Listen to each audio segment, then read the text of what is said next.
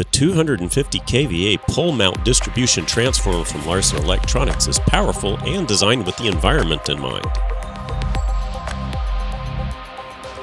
Suitable for both indoor and outdoor applications, the conventional type transformer provides increased reliability and protection against critical equipment failures. With a transformer rating of 250 KVA, this pole mount distribution transformer is a 3-phase unit with a primary voltage of 7620, 13200 volt Y.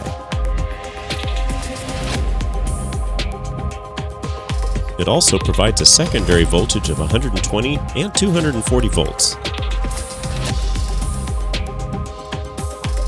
Featuring robust construction, this unit is equipped with an amorphous core.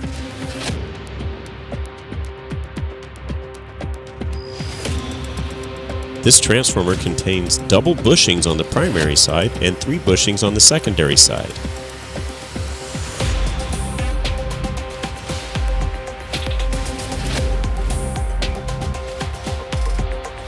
Larson Electronics, building trust since 1973.